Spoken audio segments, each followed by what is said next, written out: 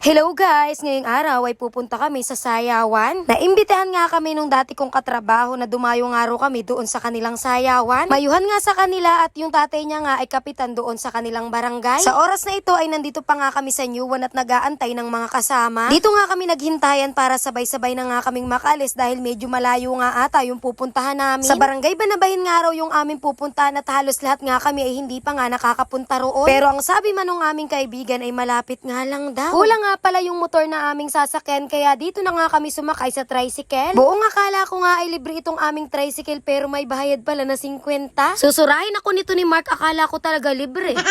Sayang pa nga ang outfit ko dito at tignan nyo naman, pinasabit ako ni Mark dito sa unahan ng tricycle. Mataos kasi ang ahon dito sa may dadaanan namin kaya sumabit nga daw muna ako dahil baka hindi nga daw kayanin itong kanyang tricycle. Nakakaloka ka talaga Mark, sinira mo yung outfit ko. Tapos pinagbayad mo pa ako ng 50. Pakiripan, charot. Pero naripan talaga yung pinamasahe namin dyan at mamayaan nyo nga malalaman kung bakit. At tingnan nyo naman mga mari na gamit ko talaga yung malaking braso ko dyan at kailangan talagang kumapit dahil kung hindi baka hindi na ako makarating ng sayawan. Sandali lang naman ako nagsabit dyan at nung nakarating na nga kami dun sa patag ay pinababa na nga ako ni Mark at pinaupo na nga ulit ako ng maayos. Sa mga oras na ito ay malapit na nga ata itong aming pupuntahan dahil wala na nga semento itong aming kalsada na dinadaanan. At halos natatakot na nga rin dito si Banang dahil saan na nga raw ba kami pupunta at napakalayo. Medyo may kaartihan kasi yung kaibigan kong yun kahit hindi naman kagandahan.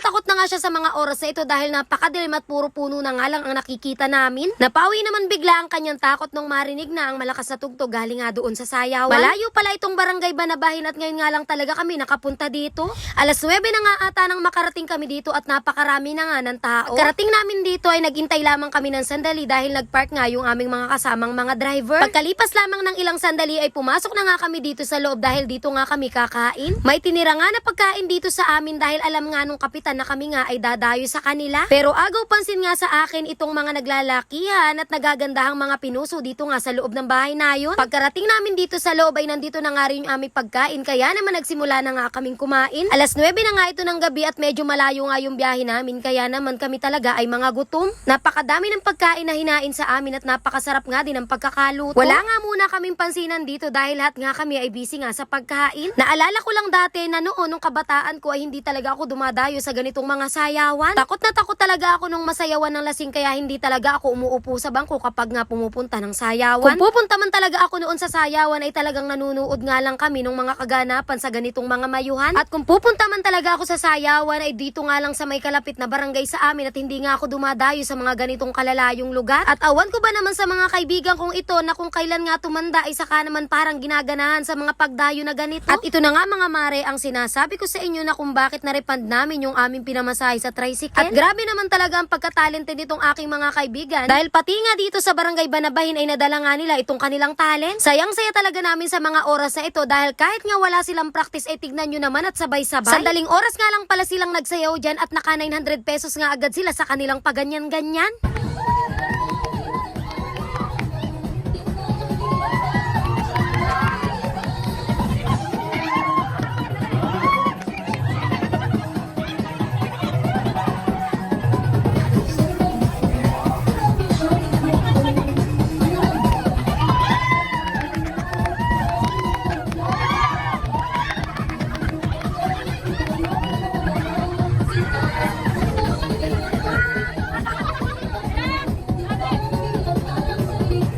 Sila nga pala ang mga sex bomb dancer ng Newwan at tignan nyo naman, naka 900 agad ng pagayon-gayon lamang. Tawang-tawa pa talaga kami dito dahil akala nga namin ay 1,000 nga yung isang inihulog nung bisita.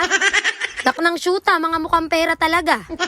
Tuwang-tuwa talaga ako sa mga oras na ito dahil napakarami talaga nung sumasayaw dito at yung mga dalaga talaga dito ay nakaupo talaga sa bangko. Hindi nga kagaya sa bayan na kapag nagsayawan na yung mga dalaga ay sa labas mo nga makikita. Dito sa barangay Banabahin ay talaga namang halos mapuno nga itong dance floor sa sobrang dami ng sumasayaw na kabataan at pati na nga rin yung mga matatanda.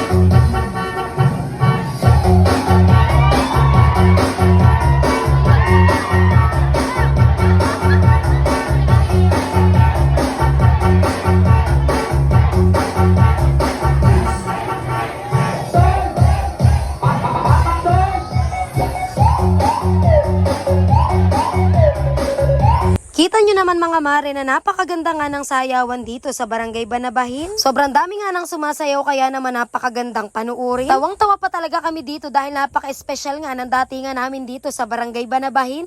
At tignan nyo naman nasa presidential table nga kami nakaupo. Dahil pagkaalis nga nung mga bisita ni Kapitan ay dito na nga niya kami pinapeso sa presidential table. Hiyang-hiya pa nga talaga kami sa mga oras na ito at akala mo naman talaga ay mga very important person ang mga loka.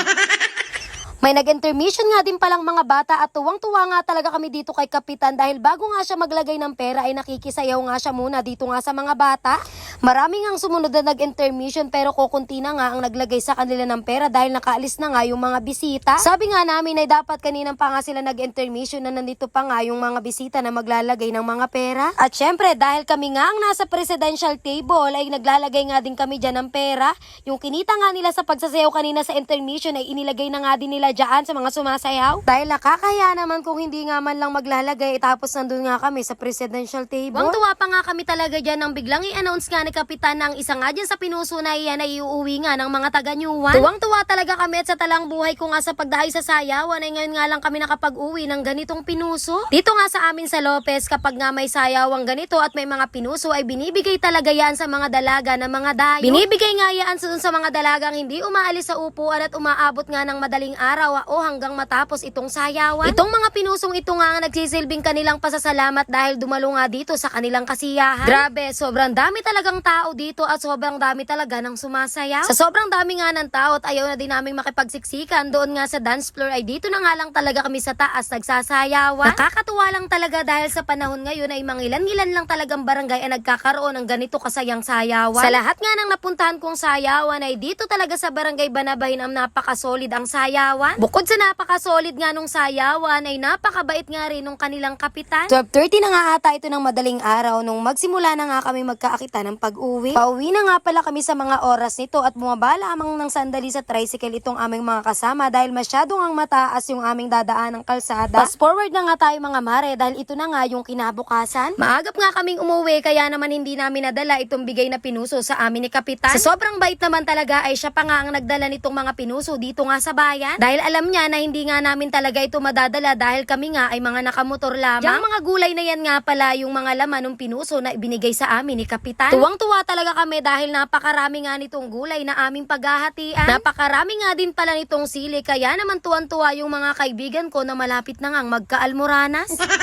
Dito na nga pala pinadala ni Monica kana Teresa itong mga pinuso kay Kapitan dahil nakakaya naman kung kana Monica pa niya nga ito ipapadala. Nauna nga kami ni Ali na dumating dito at maya-maya ay dumating na nga rin itong si Maring Monica para makapaghati-hati na nga kami dito sa mga gulay na binigay sa amin. Tawang-tawa talaga kami dito kay Monica dahil sobrang excited nga sa paghatian itong mga gulay. Sobrang laking bagay nga din itong mga gulay na ito at hindi na nga rin namin ito bibilin sa palengke. Maring Monica na nga ang hinayaan ko na maghati-hati nga nitong mga gulay dahil sabi ko bahala na siya, gawin niya ay hating kapatid. Pero parang hating magkaaway naman ang ginawa niya. Charot.